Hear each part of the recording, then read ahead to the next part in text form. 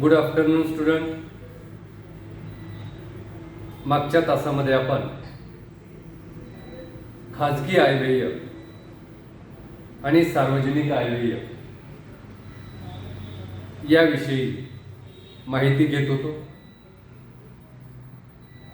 आणि खाजगी आयव्यय व सार्वजनिक आयव्यय यातील फरक आपण अभ्यासत होतो.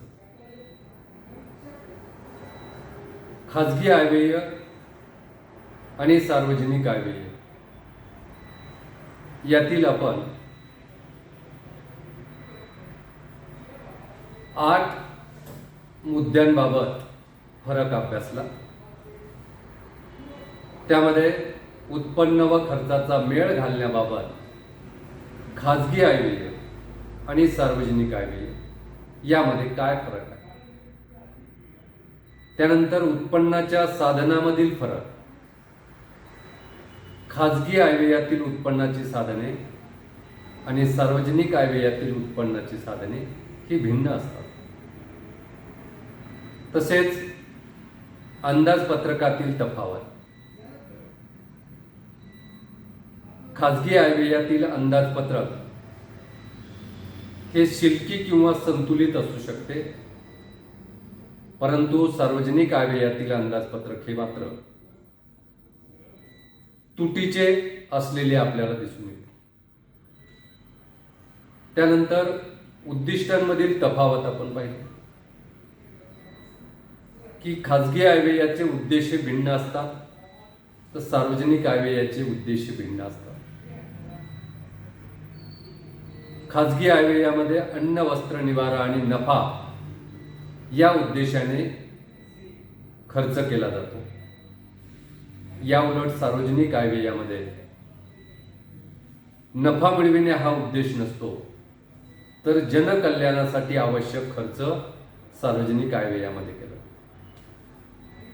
त्यानंतर भविष्यकालीन तरतुदी संदर्भात आपण खाजगी आयव्यय आणि सार्वजनिक आयव्यय यातील फरक पाहिला. त्यानंतर सक्तीने उत्पन्न प्राप्ती याबद्दल सुद्धा खाजगी आयव्यय आणि सार्वजनिक आयव्यय यामध्ये काय फरक आहे, काय तफावत आहे याविषयी आपण चर्चा केली. त्यानंतर समसीमांत उपयोगितेच्या तत्वाचं पालन करण्यासंदर्भात खाजगी आयव्यय आणि सार्वजनिक आयव्यय यामध्ये काय तफावत आहे याबाबत आपण त्या ठिकाणी चर्चा केली. आणि त्यानंतर शेवटचा पॉइंट आपण पाहिला होता तो म्हणजे कालावधीच्या दृष्टिकोनातून भिन्नता.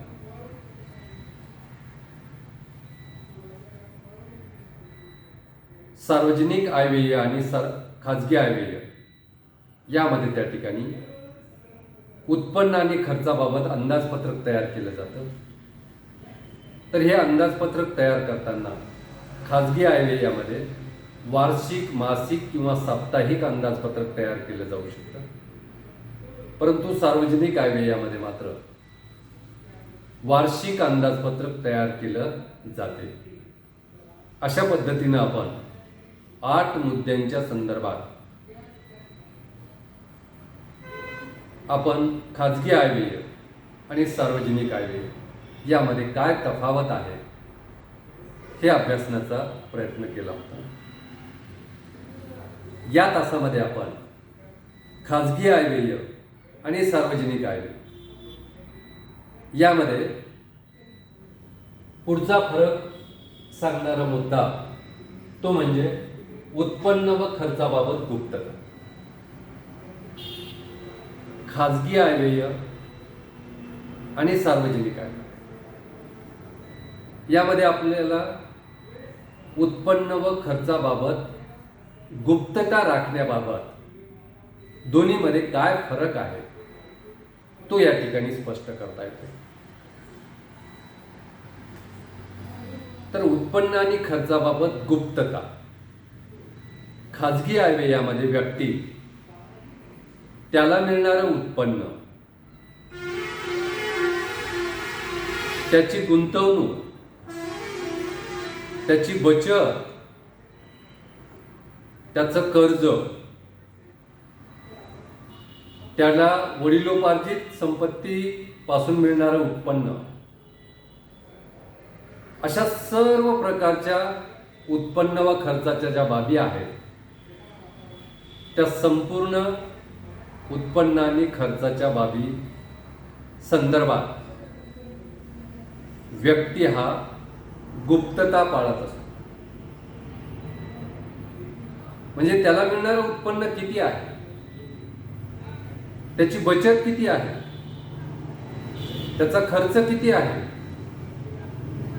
त्याच्यावर कर्ज किती आहे, तो कर्ज किती घेतो, किती कर्जाची परतफेड करतो, या सर्व बाबी खाजगी आयव्ययामध्ये गुप्त ठेवण्याचा प्रयत्न केला जातो किंवा गुप्त ठेवल्या जातात.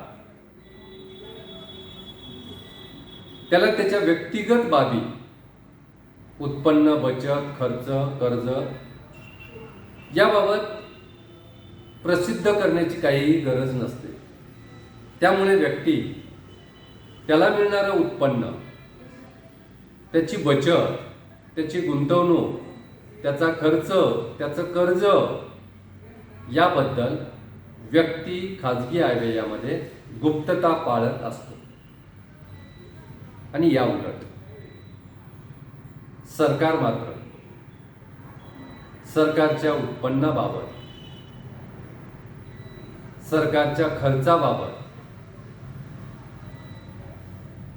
सरकारच्या गुंतवणुकीबाबत,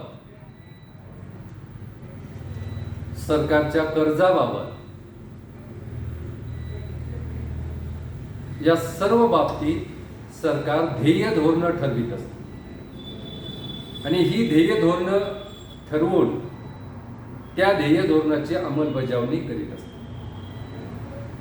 मग ही अंमलबजावणी करीत असताना सरकारला ध्येय धोरणानुसार सरकारला उत्पन्न किती मिळालं, कोणत्या बाबीपासून किती उत्पन्न मिळालं,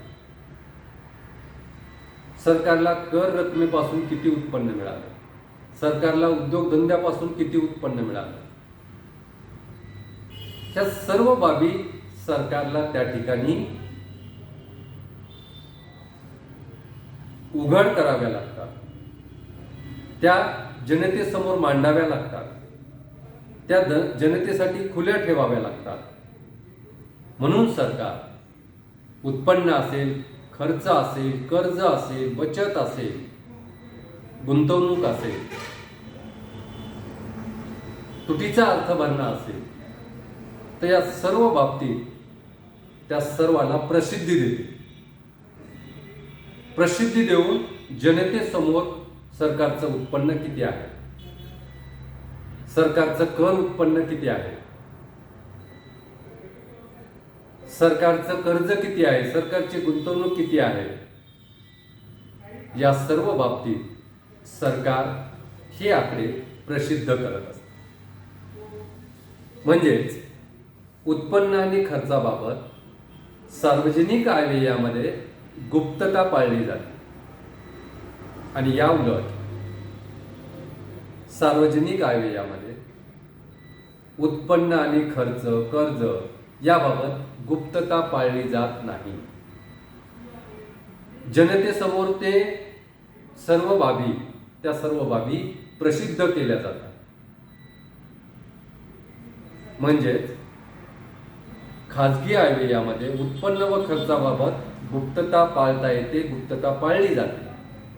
परंतु सार्वजनिक आयव्ययामध्ये सरकारला ध्येय धोरणं ठरवून कोणत्या बाबीवर किती खर्च होत आहे हे प्रसिद्ध करावं लागतं. त्यामुळे त्या ठिकाणी सार्वजनिक आयव्ययामध्ये उत्पन्न व खर्चाबाबत गुप्तता पाळली जात नाही. त्यानंतर आणखी एक महत्त्वाचा मुद्दा आपण या ठिकाणी या तासामध्ये पाहूया.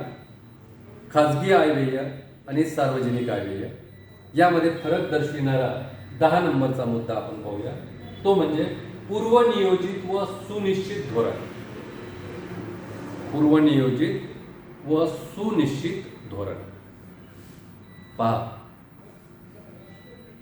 सरकारला विविध मार्गाने उत्पन्न प्राप्त करावं लागतं. ते उत्पन्न प्राप्त करण्यासाठी काय नियोजन केलं जातं, काय पूर्वनियोजन आहे, हे निश्चित करावं लागतं. आणि उत्पन्न ज्या पद्धतीनं प्राप्त केलं जातं त्याबद्दलचे जे धोरणं असतात, नियोजन असते, त्याच पद्धतीनं खर्चाच्या बाबत सुद्धा सरकारची धोरणं पूर्वनियोजित असतात आणि सुनिश्चित असतात. त्याच पद्धतीनं सरकार उत्पन्न प्राप्त करीत असतं. पूर्वनियोजित धोरणाप्रमाणे सरकार उत्पन्न प्राप्त करीत असतं आणि त्याच पद्धतीने पूर्वनियोजित धोरणाप्रमाणे सरकार ते खर्च करीत असतं. मग सरकार उत्पन्न प्राप्त करताना पूर्वनियोजित धोरण आखतं की आपल्याला कर्जापासून किती उत्पन्न मिळवायचं, करापासून किती उत्पन्न मिळवायचं, प्रत्यक्ष करापासून किती उत्पन्न प्राप्त करायचं आहे, अप्रत्यक्ष करापासून किती उत्पन्न प्राप्त करायचं, या सर्व बाबत पूर्वनियोजित धोरण असतं आणि ते सुनिश्चित असतं. सरकार अशा प्रकारे सरकारचं धोरण हे निश्चित करीत असतं, पूर्वनियोजित केलं असतं आणि त्या धोरणानुसार सरकारला उत्पन्न आणि खर्च करावयाचा असतो. परंतु खाजगी आयव्ययाच्या बाबतीत मात्र त्या ठिकाणी व्यक्तीसुद्धा त्याच्या उत्पन्नाबाबत, त्याच्या खर्चाबाबत, त्याच्या कर्जाबाबत त्या ठिकाणी ध्येय धोरण निश्चित करू शकतो, करतो. परंतु अनेक वेळा आकस्मिक खर्च आल्यामुळे, काही संकट आल्यामुळे त्या ठिकाणी व्यक्तीचं नियोजन केलेलं, उत्पन्न व खर्चाबाबतचं नियोजन केलेलं, ते नियोजन बिघडू शकतं. त्यामुळे खाजगी आयव्ययामध्ये जे उत्पन्न व खर्चाबाबत सरकारची धोरणं असतात, खाजगी आयव्ययाबाबत त्या ठिकाणी व्यक्तीची जी धोरणं असतात ती नियोजित केली तरी सुद्धा त्यामध्ये काही बदल झाल्यामुळे ती सुनिश्चित अशी नसतात, त्यामध्ये बदल होतो. म्हणजे सरकारची उत्पन्न व खर्चाबाबतचं नियोजन असतं, ते सुनिश्चित असतं आणि त्या पद्धतीने सरकार सार्वजनिक आयव्यय करीत असतं. परंतु खाजगी आयव्ययामध्ये मात्र व्यक्ती ध्येय धोरण ठरवू शकतो, पण अचानक परिस्थितीत बदल झाल्यामुळे त्या ठिकाणी व्यक्तीच्या नियोजित ध्येय धोरणामध्ये बदल करावा लागतो. व्यक्तीचं नियोजन हे सुनिश्चित नसतं, ते बिघडू शकतं. कारण व्यक्तीला मिळणाऱ्या उत्पन्नामध्ये बदल होऊ शकतो किंवा व्यक्तीला अचानक खर्च करावा लागू शकतो. आणि हे जर खर्च केला, व्यक्तीनं अचानक उद्भवलेला खर्च केला, तर व्यक्तीनं सुनिश्चित केलेलं खर्चाविषयीचं धोरण ते बिघडतं. म्हणजेच त्या ठिकाणी सरकारची ध्येय धोरणे ही उत्पन्न व खर्चाबाबत ही पूर्वनियोजित असतात आणि सुनिश्चित असतात. परंतु व्यक्तीचे उत्पन्न व खर्चाबाबतचे जे नियोजन आहे ते मात्र त्या ठिकाणी सुनिश्चित नसतं, ते त्या ठिकाणी बिघडू शकतं. त्यामुळे आपल्याला खाजगी आयव्यय आणि सार्वजनिक आयव्यय यामध्ये फरक सांगताना असं म्हणता येते की सरकारची ध्येय धोरणं ही पूर्वनियोजित असतात, ती सुनिश्चित असतात आणि त्या पद्धतीने सार्वजनिक आयव्यय हा होत असतो. आणि या उलट खाजगी आयव्ययामध्ये व्यक्तीची ध्येय धोरणं ही पूर्वनियोजित असतातच असं नाही, नसूही शकतात. आणि जर ती ध्येय धोरणं त्यांनी पूर्वनियोजित केली तर ती सुनिश्चित राहतीलच असं नाही, कारण त्यामध्ये बदल होऊ शकतो. आकस्मिक अडचणीमुळे, आकस्मिक संकटामुळे व्यक्तीला विविध नवीन बाबीवर जर खर्च करावा लागला तर त्या ठिकाणी व्यक्तीचे नियोजन बिघडते. अशा पद्धतीनं आपण या तासामध्ये उत्पन्न व खर्चाबाबत सार्वजनिक आयव्यय आणि खाजगी आयव्यय यामध्ये काय फरक आहे आणि पूर्वनियोजित व सुनिश्चित धोरणाबद्दल खाजगी आयव्यय आणि सार्वजनिक आयव्यय यामध्ये काय फरक आहे हे आपण पाहिलेलं आहे. या ठिकाणी आपण थांबूया. धन्यवाद.